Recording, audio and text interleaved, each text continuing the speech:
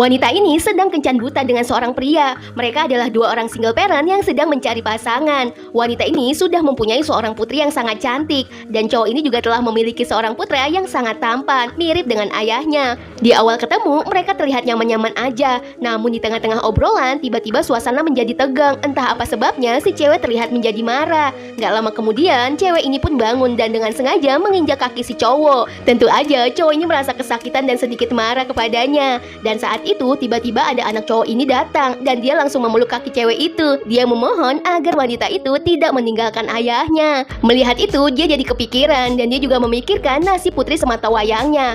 Dia terdiam sebentar, lalu nggak lama dia mendekati anak cowok itu dan mengatakan kalau dia bersedia menjadi ibu barunya. Hal ini membuat cowok itu sangat kaget mendengarnya. Setelah mereka menikah, cowok ini membawa pulang istrinya untuk tinggal di rumahnya. Saat itu, istrinya sangat kaget melihat rumah suaminya ternyata sangat besar. Dia nggak menyangka kalau suaminya ternyata sangat kaya. Namun pria ini buru-buru menjelaskan kalau itu adalah rumah kerabatnya dan dia hanya menempatinya aja. Meskipun bukan milik suaminya, istrinya tetap menghitung semua pengeluaran yang bakal dia keluarkan untuk merawat rumah sebesar itu. Tentu aja itu memerlukan biaya yang sangat besar. Saat itu, tiba-tiba seorang pria datang dan memanggil suaminya dengan sebutan presiden. Tentu aja pria ini sangat kaget dan dia langsung menjelaskan kalau pria yang baru datang itu adalah temannya. Dan memang mereka biasa bercanda dengan panggilan seperti itu. Gak lama, pasangan pengantin baru ini pun memasuki rumah mewah itu. Di sana terlihat jelas sang istri sangat takjub dan kagum dengan rumah semewah itu. Saat sedang asik melihat-lihat, tiba-tiba putrinya membawa sebuah celengan babi berwarna emas. Dan gak disengaja, celengan itu terjatuh dan pecah. Untuk menggantikan celengan emas yang sudah dipecahkan putrinya, wanita ini datang ke sebuah toko. Saat dia menanyakan harganya kepada penjaga toko itu, dia sangat terkejut karena harganya sangat mahal. Suatu hari, ada seorang pria mengunjungi suaminya di rumah. Dia membawakan oleh-oleh dari luar negeri berupa sebuah guci langka yang sangat antik dan mahal. Namun karena takut identitasnya ketahuan, pria ini mengatakan ke istrinya kalau itu hanya guci murah dari pasar loak. Tentu aja temannya sangat kaget mendengar penjelasan sahabatnya kepada istrinya. Setelah teman suaminya pulang, istrinya pun berkata mana mungkin seorang sahabat lama hanya memberi sebuah guci murahan. Namun suaminya mengatakan bahwa itu adalah tanda persahabatan. Istrinya pun langsung percaya. Lalu dengan naluri wanitanya, istrinya mengambil setangkai bunga dan meletakkannya di dalam guci itu sebagai tanda hiasan. Pria kaya ini berencana mengajak makan istri dan kedua anaknya di sebuah restoran karena kebetulan saat itu istrinya sedang tidak masak. Tapi saat itu handphonenya berdering dan asistennya mengingatkan bahwa hari itu ada jadwal kunjungan ke salah satu cabang restoran miliknya. Lalu pria itu berkata kepada istrinya untuk berangkat lebih dulu. Dia pura-pura ditelepon bosnya untuk datang ke kantor. Saat istrinya sedang memilih menu di restoran, dia sangat kaget karena harga makanan di sana sangat mahal-mahal, sehingga dia nggak jadi makan di sana dan ingin mencari restoran lain. Namun pelayan itu mencegahnya dan dia mengatakan bahwa perempuan itu harus membayar air putih yang sudah dia tuangkan ke gelasnya. Perempuan ini sangat kaget dan gak mau membayarnya. Lalu tiba-tiba pelayan ini memanggil security. Tapi sebelum security datang, perempuan ini langsung berusaha kabur dan mendorong pelayan itu hingga terjatuh. Namun baru sampai di depan pintu restoran, dia bertabrakan dengan suaminya. Perempuan ini gak menyangka suaminya akan menyusulnya. Dan yang lebih mengagetkan lagi, ternyata suaminya dikawal oleh banyak asisten. Pelayan restoran ini menyuruh wanita ini dan anak-anaknya membayar air putih yang sudah mereka minum. Namun karena mahal, wanita ini berniat kabur. Saat pelayan itu memanggil security, dia langsung mendorong pelayan itu hingga terjatuh. Namun saat di depan pintu restoran, dia bertabrakan dengan suaminya yang ternyata menyusulnya ke restoran itu. Namun yang membuatnya sangat heran, saat itu suaminya dikawal oleh banyak sekali asisten di belakangnya. Suaminya pun buru-buru menjelaskan kepada istrinya bahwa itu adalah asisten bosnya yang pemilik restoran ini. Kemudian pria ini memberi kode kepada ajudannya. Untung ajudannya cepat tanggap dan segera berpura-pura menjadi bos suaminya. Setelah istrinya pergi, pria ini langsung memanggil pelayan yang ribut dengan istrinya dan dia langsung memecatnya. Kemudian dia juga berkata kepada ajudannya bahwa dia harus menjaga rahasia identitas aslinya atau ajudannya itu akan bernasib sama seperti pelayan restoran tadi. Kemudian pria ini segera pergi dan menyusul istrinya yang lebih dulu keluar dari restoran itu dan dia tidak jadi makan di sana. Karena nggak tega melihat dagangan ibunya sepi, bocah ini lalu menelpon seluruh staf yang ada di kantor ayahnya untuk segera turun dan membeli dagangannya. Saat itu, saudaranya yang jahat datang dan seperti biasa, dia selalu bersikap nggak baik dengan wanita itu. Dan dia juga mengatakan jika hari itu dagangannya tidak akan laku.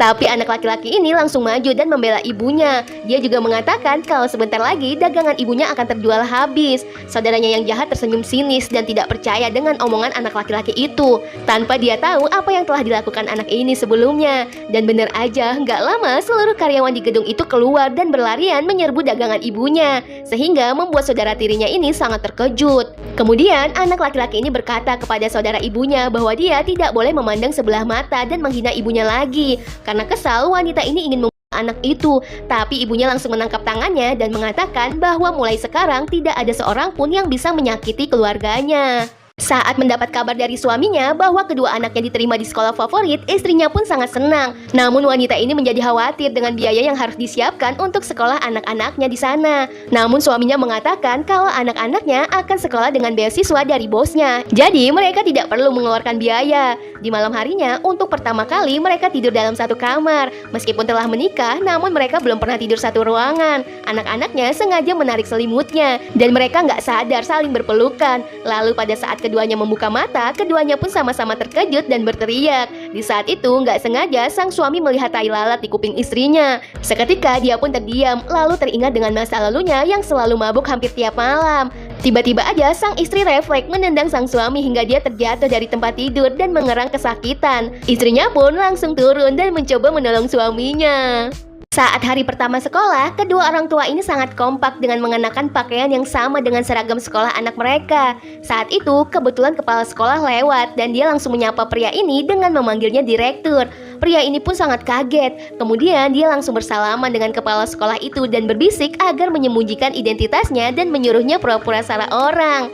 Untungnya kepala sekolah langsung tanggap dan menuruti perintah bosnya. Di siang harinya, setelah menutup dagangannya, wanita ini segera menelpon suaminya. Dia mengatakan bahwa ingin sekali-kali pulang bersama suaminya. Saat itu, sang suami langsung melepas jasnya, lalu memberikan kepada asistennya dan segera pergi sebelum istrinya datang. Sedangkan dia sendiri menunggu istrinya di pinggir jalan. Saat istrinya sampai, pria ini beralasan jika dia diturunkan oleh bosnya di tengah jalan karena bosnya ada pertemuan penting yang tidak bisa diganggu.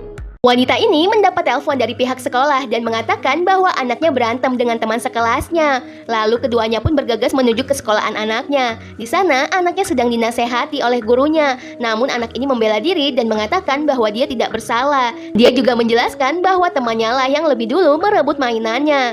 Nggak lama, orang tua temannya datang dan tiba-tiba ibu ini langsung mendorong adik perempuannya hingga jatuh. Beruntung perempuan dan suami ini datang dan dia langsung menolong anaknya. Lalu dia bangun dan menampar wanita yang mendorong anaknya itu. Dia juga memarahi gurunya karena bersikap tidak profesional sebagai pengajar. Saat itu kepala sekolah datang. Dia sangat terkejut mengetahui bahwa wali murid anak tersebut adalah pemilik sekolahan itu. Guru ini pun berusaha menjelaskan kronologinya. Sedangkan kepala sekolah langsung meminta maaf kepada pria ini. Sebelum terlalu jauh, pria ini langsung memegang tangan kepala sekolah sambil menepuk-nepuk tangannya dan memberi kode. Beruntung kepala sekolah tepat mengerti dan akhirnya guru baru itu pun dipecat karena tidak becus mengajar.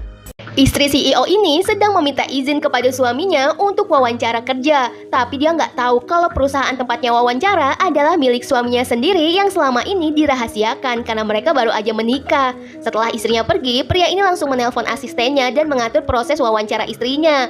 Setelah istrinya sampai di kantor, dua orang petugas wawancara ini pun langsung berdiri dan membungkukkan badan untuk memberikan hormat. Dan mereka pun mempersilahkan wanita itu untuk duduk lebih dulu.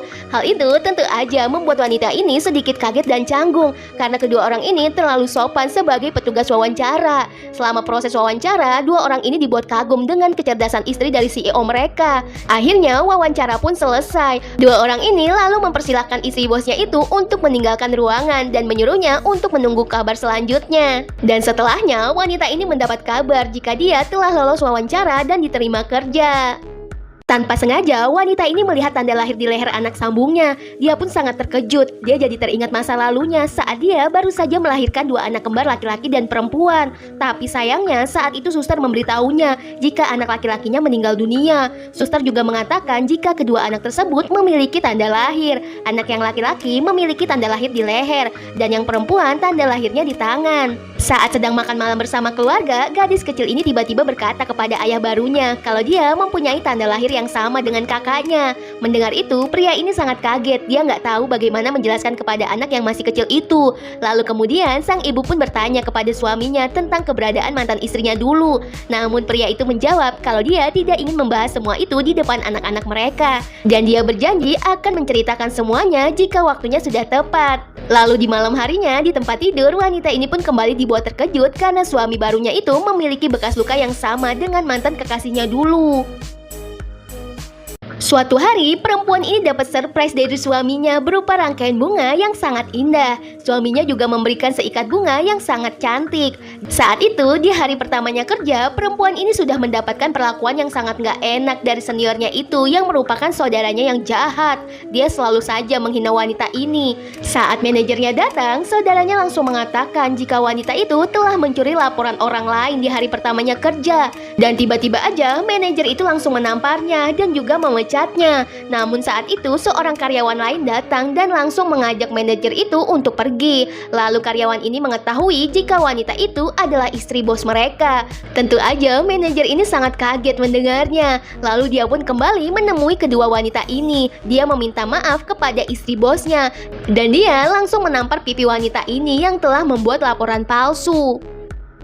Karena mendapat kabar kalau ternyata anak kembarnya masih hidup, perempuan ini lalu mendatangi rumah sakit tempatnya bersalin dan di sana dia bertemu dengan suster yang membantu dia melahirkan saat itu. Namun suster itu mengatakan bahwa dia sudah lupa karena sudah 6 tahun berlalu.